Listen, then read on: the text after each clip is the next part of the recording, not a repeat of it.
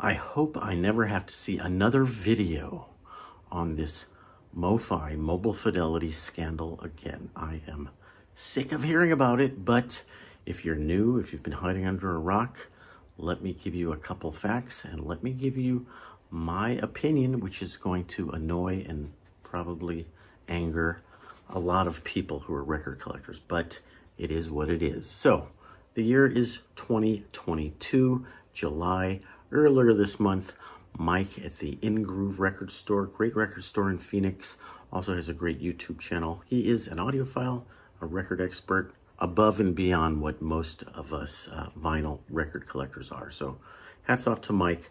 But he revealed that a lot of these Mobile Fidelity records that have been made in the last 7 or 8 years are digitally sourced, specifically this system called DSD from Sony, which is a very high resolution format, potentially can be, really was designed for archival, high resolution archives of analog tapes that many times are brittle, fragile, precious, unreplaceable, shouldn't be subjected to playing over and over. So that's a pragmatic reason why a lot of these masters are first archived to the DSD process. But the problem comes when people are led to believe that these are pure analog recordings and remasterings, and they turn out to be digital. And that is the problem that's been going on in the last several weeks. Everybody's seen a lot of videos on this, but I'm catching you up to speed in case you're watching this in the future, like, 10 years from now, if anybody still cares. So it took, unfortunately, Mobile Fidelity at least 2 weeks to come clean and admit that they have misled their clients. Now, they put out a press release that I thought was your very wishy-washy, typical corporate press release. They probably spent the first week ignoring this and hoping it would go away. And then they probably said, oh shoot, what do? We better go find a PR agency or a lawyer.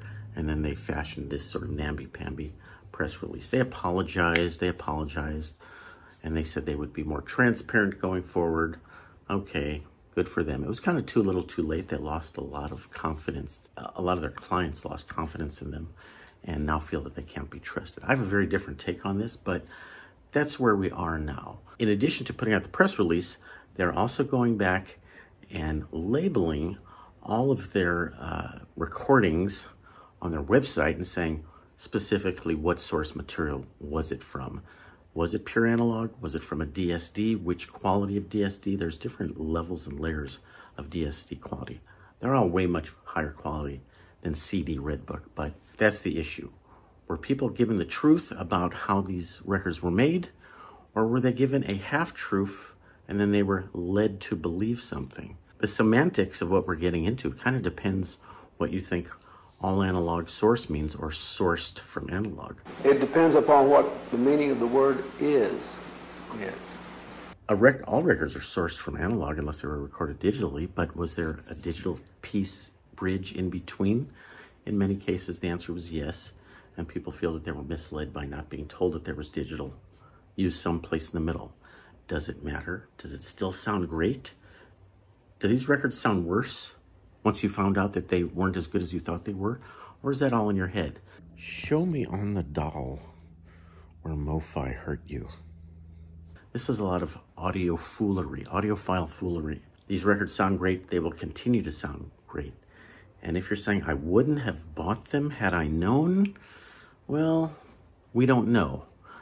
If you do, if you feel that you wouldn't have bought them had you known, then you're trying to live this purist lifestyle, which I think is very dangerous. Analog purism, is that a thing? I'm sure I'm not offending any of you analog purists by saying this, because you're not watching a digital medium like YouTube, right? Your iPhone is digital. YouTube is completely digital.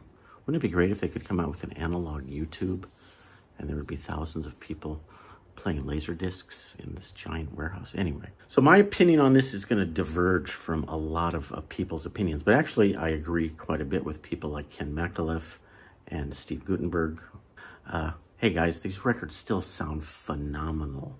You should be happy that you have such access to phenomenal sounding records. And the truth behind this is is pragmatism. It is impractical or impossible to deliver pure analog source to delivery on some of these things because the way the masters are held or stored or owned, you don't have access to these masters if you're just licensing them. You don't own them. You have to sort of rent them and take them out for a specific period of time, probably days. And you don't know how many days the process is going to take until you get under the hood and see, what kind of shape is this thing in?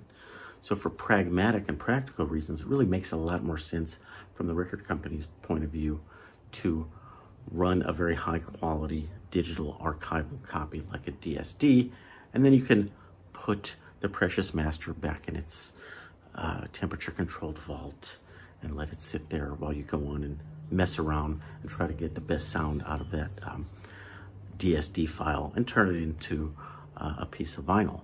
It sort of has to be done, and you really, it's nearly impossible to live as an analog purist. Like I said before, it's like a vegan who says I can't have any animal products ever touch my lips, or an Amish person who says I can't have zippers and telephones and vaccines because they're not in the Bible. You want to try and live your life that way, you can, but as a major corporation that has to answer to its shareholders, you can't.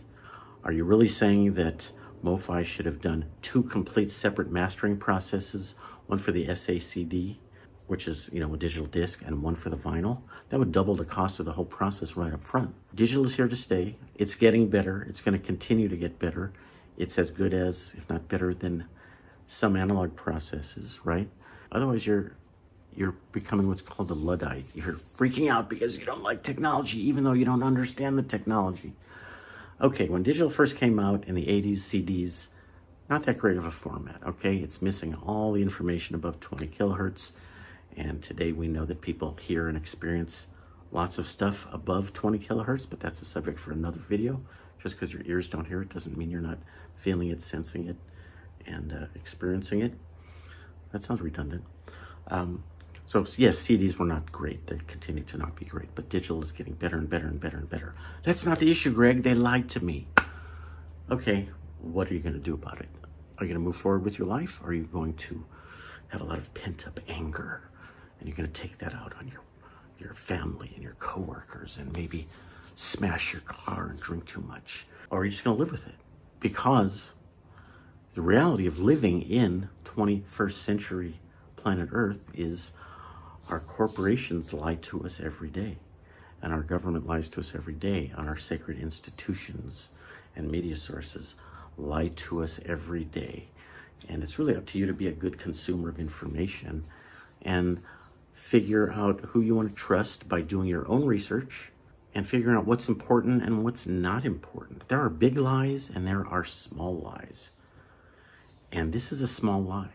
In the title of the video, I call this a first world problem. This is a small lie because if you're to try to put together a class action lawsuit and go before a judge and say, how are you damaged? Well, this record sounds absolutely phenomenal. You said it sounded phenomenal. The day you bought it, you went on Instagram and you told everybody it sounded phenomenal. And now that you found out that the bits in the waves that are microscopic, that you don't even understand, are somehow not the bits and waves and molecules and quarks that you thought they were, the judge and jury is going to look at you like, what the hell is this guy talking about? You can't prove any damages. Yes, you were led to believe, unfortunately. You don't have to do business with them if you don't want to. You can cancel your orders. You can rant and rave. But do we accept it? Do we move on? Is it a big lie or is it a little lie? Was anybody hurt? Was anybody killed? The big lies that are going on every day. I'm kind of indignant that more people aren't indignant about the big lies and that they're so uptight about this little fib, little lie. Because this is a lie that hurts you and you only and your pride and your ego. I thought I was an expert, that I knew the difference between analog and digital.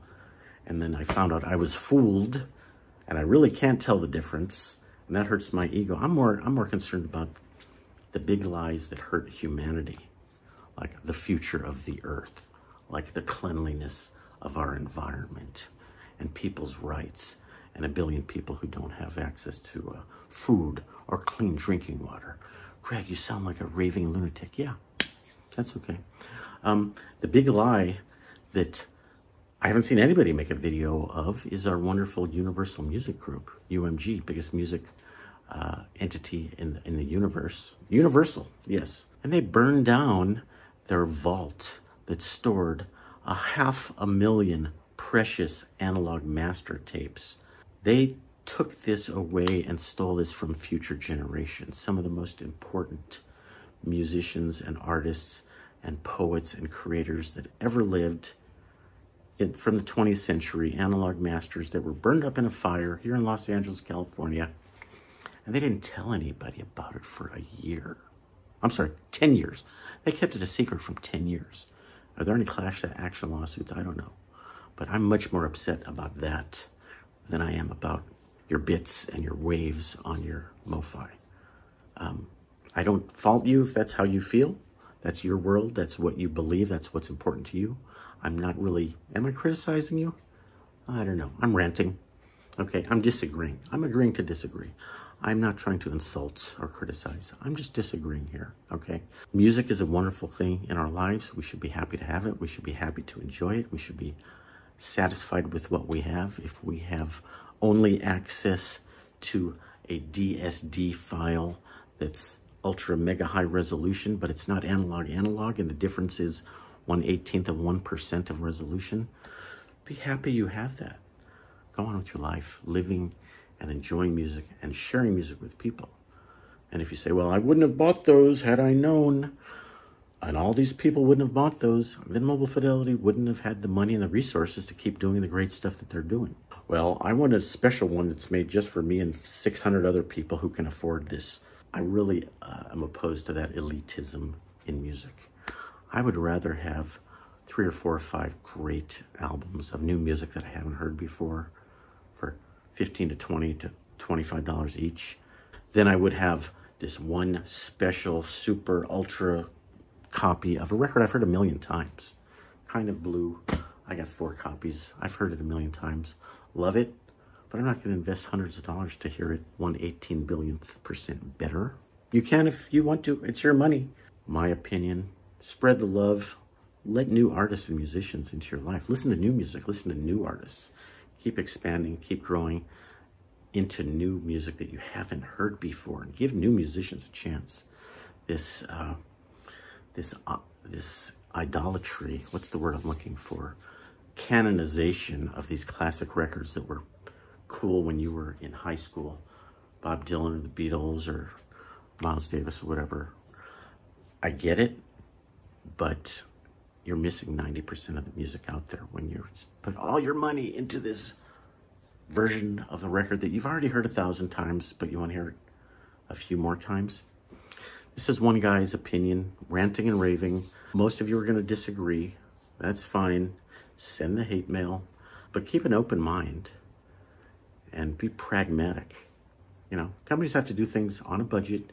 They have to be able to justify their expenses. They have to turn a profit, and doing things perfectly is just unrealistic. It's great if you can do that.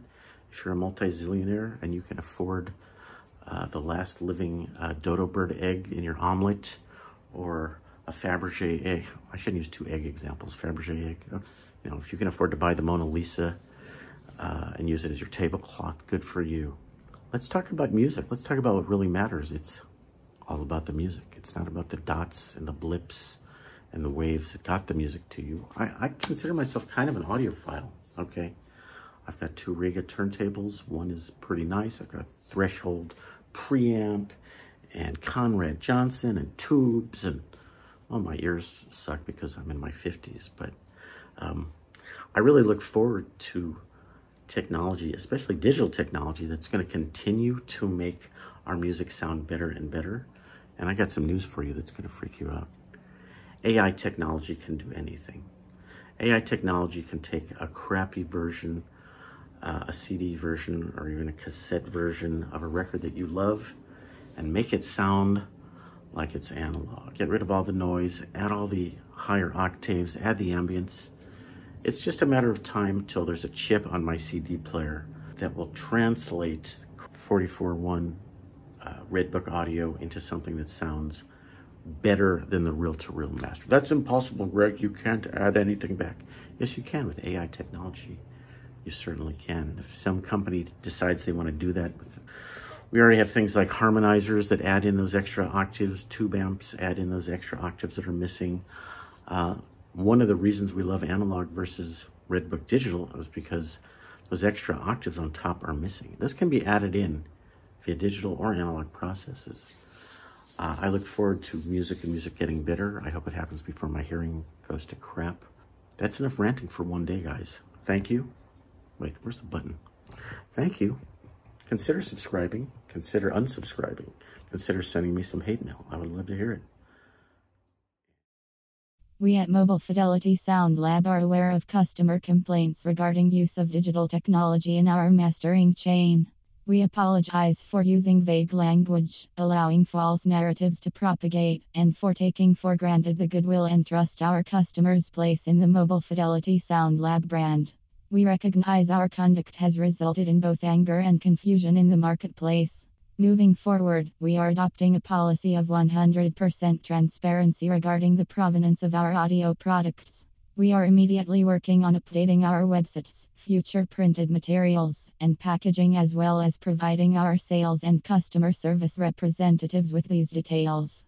We will also provide clear, specific definitions when it comes to Mobile Fidelity Sound Lab marketing branding, such as Original Master Recording OMR and Ultra Disc One Step UD1S. We will backfill source information on previous releases so Mobile Fidelity Sound Lab customers can feel as confident in owning their products as we are in making them. We thank you for your past support and hope you allow us to continue to provide you the best sounding records possible, an aim we've achieved and continue to pursue with pride.